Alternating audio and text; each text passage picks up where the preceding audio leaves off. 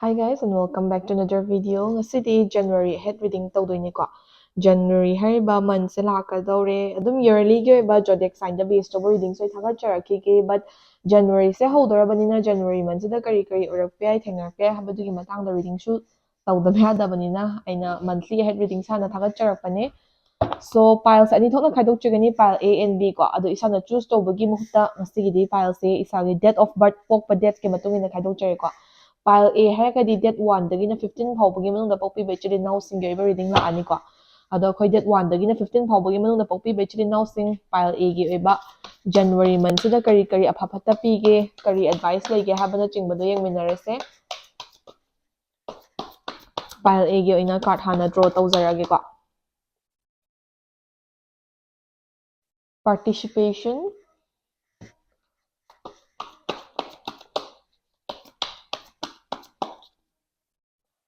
morality, existence, intensity. Aigi camera sa ita focus mang lermane sumain. Intensity, fighting ko.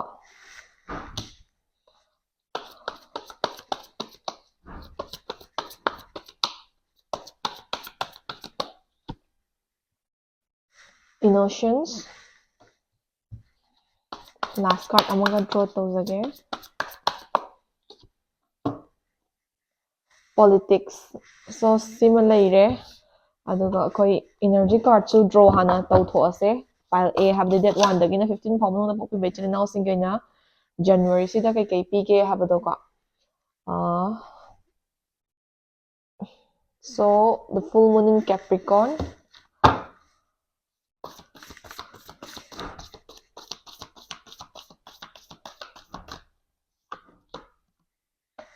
new moon in Capricorn ka ko. Last matanga draw tawge. Shout not.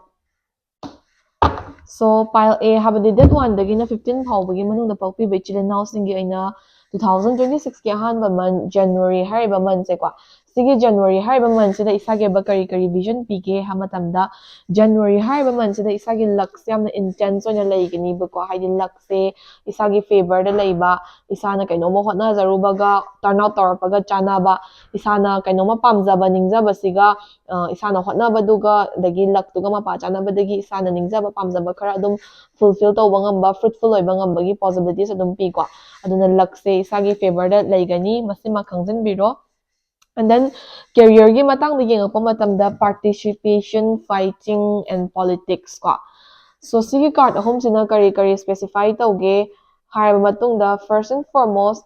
career gi matang da ko 2026 ki ahanba month January harba month sida pile A have the date 1 dagina 15 phawbagi manungda pokpi bechili now singgi oina isagi career da isagi sole participation have the career se already settle tawbirabo oiraga so isagi thabak inkhang da isana phajana participate tawraga hotnadaba yadaba matang adugumba khara lakani and then career settle tawbidriba ichile now singi oina su settle tawnanaba hotnarapa matamda isagi side tagi phajana thoroughly participate tawba effort thadaba si se am important oirakani bako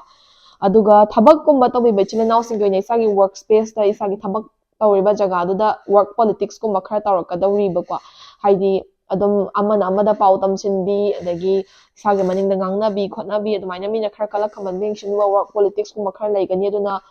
mina ngangnaba khotnabada yam kana yawsanbirunu isagi tawbam thokpa jagada thabakta fajna focus tawraga tawbiyu hotnabiyu miga manaraga onsilaga ngangna saknabagumba siyarigai tawbiganu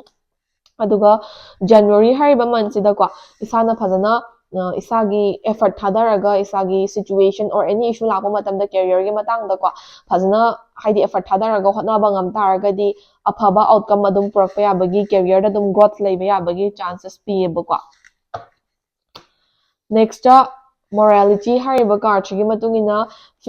January hariba month sida ko pile A have the date 1 dagina 15 phawbagi manungda pokpi bechili now singi oina relationship kini pa matamda isagi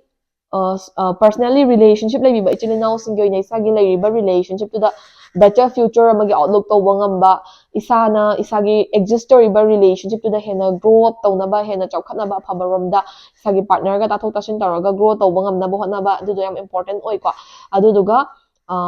relationship leibidriba single oibiriba chilnau singi oina maybe hana isaga situationship leiramba person gumba amaga relationship ki settlement rom da junction mangamba gumba natragana anauba relationship makki chances latragasu lakpa yabagi openings pirakpa gumba adugumba khara thengnaba yabai chances layeba ko finance ki matang ngeng pa matamda paisa nungsagi flow adum leiba yabagi possibilities lay tawbadabu paisa gumba sisinaba matamda khitang moral leina sisinabiyu sisna kai haino haba matamda paisa samna hekta lakpham leirena misuse tawbagumba natragana paisa gi matang yamna hekta bragging tawba flexing tawba sigumba si yarigi tawbiganu financial flow di leiba yai but khitang down to earth oina low ki oina thamnaba hotnabiyu haba advice se card tai phangeba ko last but not the least 2026 ki ahanba month January haiba month sida pile A habdi ko that 1 dagina 15 phawbagi manungda pokpi bechini now singi oina isagi emotions ko isagi inner personality isagi inner child do phasana haidi observe tawraga adugi matungina chatna bohna biyu thaba ma taw matam dor ke no mangna sa matam yamna hekta akhai akhang ahai sajan bagumba yamna hekta yausan bagumba involve to bagumba si argai to biganu isagi personal zone da isagi personal kai haini jaga da phasana tongana dum isagi hotnabam thok hotnarga leina bohna biyu kanadaba khangdaba jagada punga yausanbagumba arembada miga onjanaranga saknabagumba sigumsi yarige tawbiganu haba advice card tai phangeba coming to the energy cards January hariba monthsida pile A habdi that 1 dagina 15 phawba manungda pokpi bechini now singi oina hanadagi thengnarakpa past issues kumba se loishangraga haidi anauba starting ama anauba beginning ama phangba yabai chances lay any sort of beginning oiba yai ko hanagi any issue leiramba jaga ama close tawkhraga anauba beginning ama chechinba yabagi possibilities pi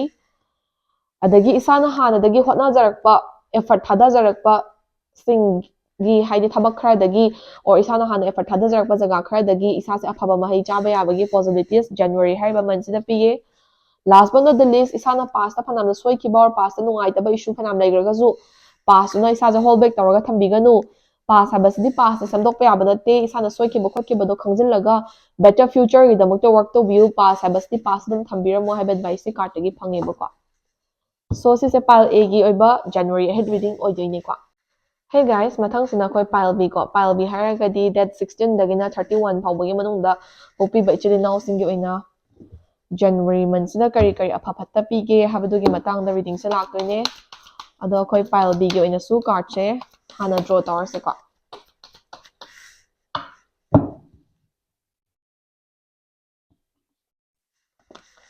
new vision understanding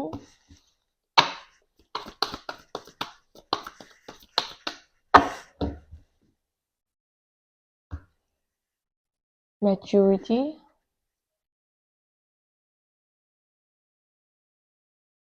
turning in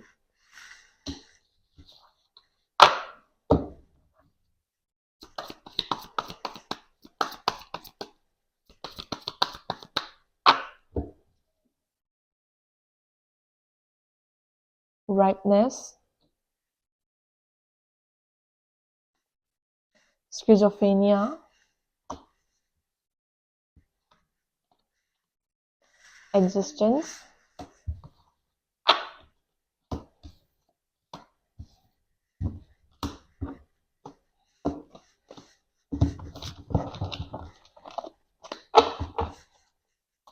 card ama ani tanga draw tawjage ko pile B have the date 16 dagina 31 phawbagi manungda pokpi bechini now singi January ahead reading gi damak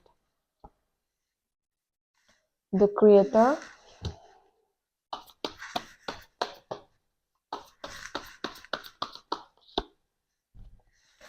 sorrow ko sima leire aduga koi energy card chu dum draw tawthose pile B gi damakta ko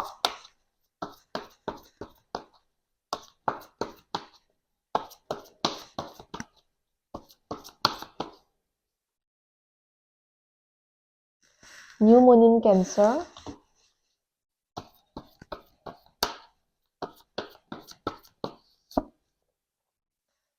communication is the key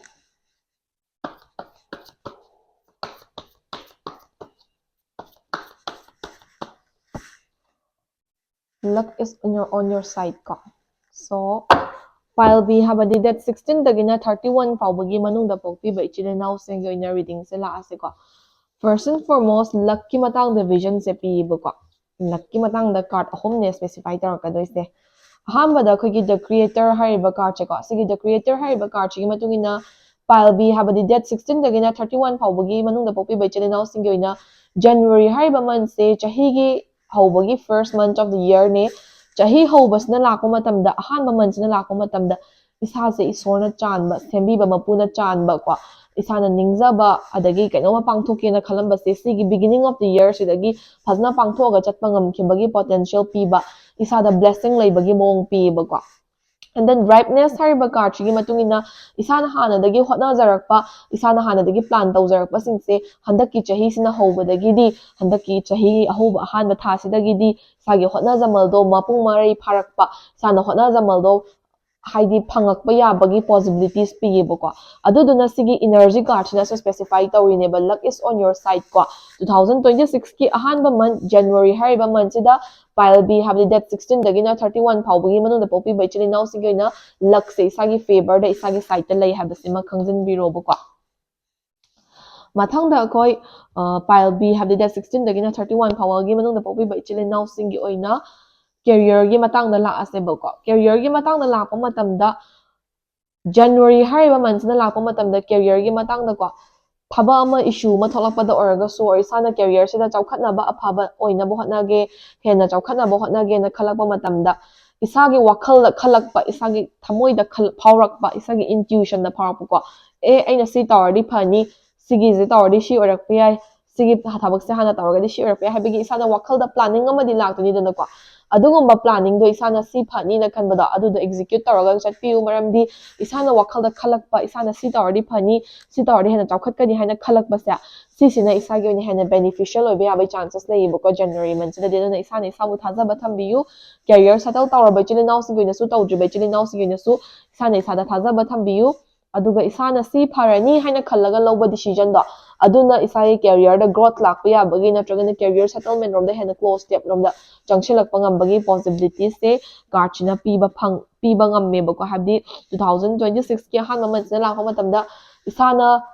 si pharani haina isagi damta khallaga loba career gi decision da aduna isagi career da chawkhatpa aphaba growth porakpa yabagi potential pi bako relationship ki matang na lakpa matamda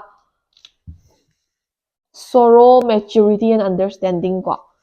first and foremost 2026 ki January hariba month sida relationship laibiba ichili now singo inasu ko adum relationship habase bed of roses oraga chatlo habadi yaba natabanina kitang nungaina daba issues isagi partner ga isaga wakhal se kitang chanarak taba matang khana chainaba saunaba maktoraga sunga hakeba momentary boitaraga su kharadi tholakani ba adumaina tholakpa matamda isana relationship to the childish oibagi muhutta isagi partner ga isaga yamna maturely understanding ama maintain taraga chatminaba ngamna bo hatna biyo buko aduga any issue any problem or any difficulties relationship ki matangda lakpase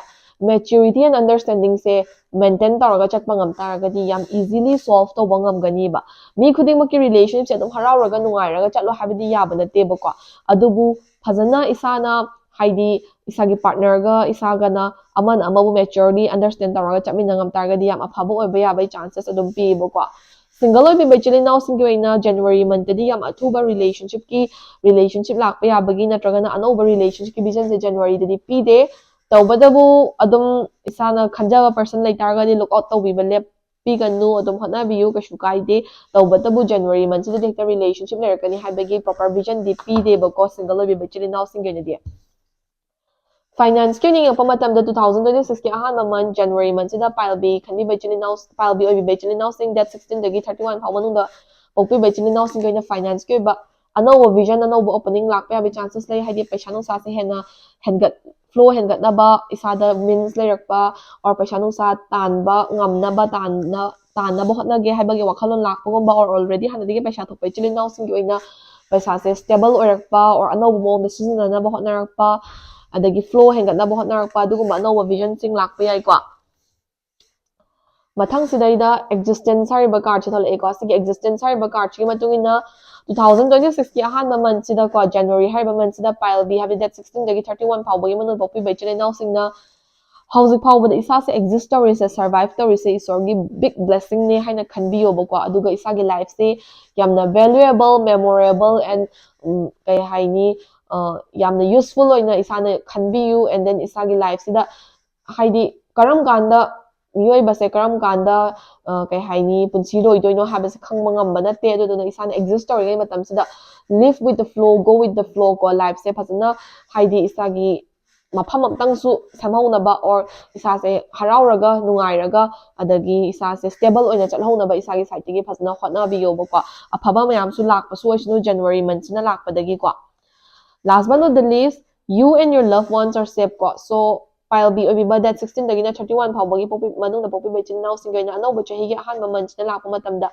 ꯏꯁꯥ ꯑꯃꯗꯤ ꯏꯁꯥꯒꯤ ꯅꯨꯡꯁꯤ ꯆꯥꯟꯅꯔꯤꯕ ꯏꯃꯨꯡ ꯃꯅꯨꯡ ꯑꯣꯏꯒꯦꯔꯥ ꯃꯔꯨꯞ ꯃꯄꯥꯡ ꯑꯣꯏꯒꯦꯔꯥ ꯏꯁꯥꯒꯤ ꯄꯥꯔꯠꯅꯔꯕꯨ ꯑꯣꯏꯒꯦꯔꯥ ꯑꯅꯧꯕ ꯆꯍꯤꯁꯤꯅ ꯂꯥꯛꯄ ꯃꯇꯝꯁꯤꯗ ꯑꯐꯕ ꯕ꯭ꯂꯦꯁꯤꯡ ꯀꯣ ꯅꯥꯗ ꯌꯦꯛꯇꯕ ꯑꯐꯕ ꯕ꯭ꯂꯦꯁꯤꯡꯁꯤꯡ ꯑꯗꯨꯝ ꯏꯁꯣꯔꯗꯒꯤ ꯄꯤꯕꯤꯔꯛꯑꯦ and then ꯏꯁꯥꯒꯤ ꯂꯥꯏꯐꯇ ꯀꯦꯔꯤꯌꯔ ꯑꯣꯏꯒꯦꯔꯥ ꯔꯤꯂꯦꯁꯟꯁꯤꯞ ꯀꯦꯔꯤꯌꯔ ꯑꯣꯏꯒꯦꯔꯥ ꯑꯦꯅꯤ ꯏꯁꯨ ꯊꯣꯛꯂꯛꯄ ꯃꯇꯝꯗ ꯑꯦꯅꯤ ꯗꯤꯐꯤꯀꯜꯇꯤ ꯊꯣꯛꯂꯛꯄ ꯃꯇꯝꯗ